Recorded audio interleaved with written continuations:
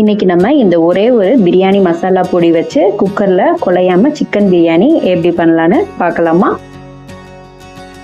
குக்கர்ல 50 ml தேங்காய் எண்ணெய், 2 ஸ்பூன் நெய் சேர்த்து ஹீட் ஆனதும் பட்டை, கிராம்பு, அன்னாச்சி பூ, சோம்பு, பிரியாணி இலை நீட்டமாக கட் பண்ணி வச்சிருந்த ஒரு பெரிய வெங்காயம் சேர்த்து நல்லா வதக்கி விட்டுக்கோங்க. ஒரு பச்சை மிளகாய் கட் பண்ணி சேர்த்துட்டு கொத்தமல்லி, புதினா கட் பண்ணி சேர்த்து நல்லா வதக்கி விட்டுக்கோங்க. எண்ணெயில் 2 தக்காளி பழம் மிக்சி ஜாரில் அரைச்சி சேர்த்துக்கலாம். உங்களுக்கு வேணும்னா நீங்கள் கட் பண்ணி சேர்த்துக்கலாம்.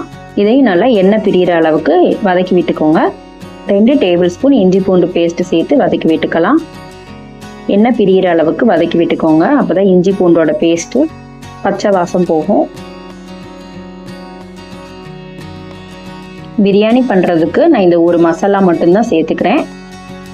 சக்தி பிரியாணி மசாலா 4 டேபிள் ஸ்பூன் எடுத்துக்கிறேன். மசாலா சேர்த்தோன்னே வதக்கி விட்டுக்கலாம். இப்போ நம்ம நெக்ஸ்ட்டு கழுவி வச்சுருந்த 1/2 கிலோ சிக்கனை இது கூட சேர்த்துக்கலாம். மசாலா கூட சிக்கனை நல்லா பெரட்டி விட்டுக்கோங்க.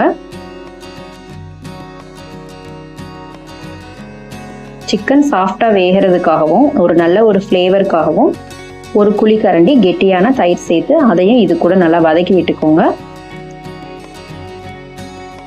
பிரியாணிக்கு தேவையான அளவு உப்பு சேர்த்துட்டு வதக்கி விட்டுக்கலாம். 5 நிமிஷம் சிக்கன் மசாலா கூட வேகட்டும்.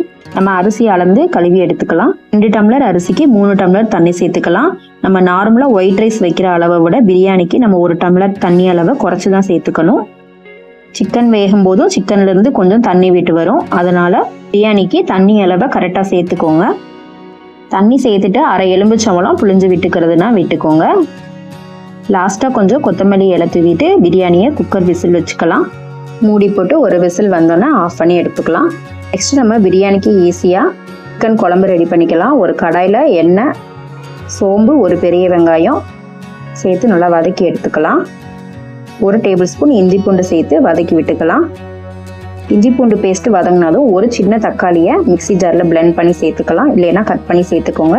தேவையான அளவு உப்பு, கொஞ்சமாக மஞ்சள் தூள், தனி மிளகாய் தூள், கரம் மசாலா தூள், வீட்டில் ரெடி பண்ணி வச்சுருந்த குழம்பு மிளகாய் தூள் 2 டேபிள் ஸ்பூன் சேர்த்து நல்லா ஃபஸ்ட்டு வதக்கி விட்டுக்கோங்க. வதக்கி விட்டுட்டு 1/2 கிலோ சிக்கனை கழுவி சேர்த்துட்டு தேவையான அளவு தண்ணி சேர்த்துட்டு வேக வச்சு எடுத்துக்கலாம்.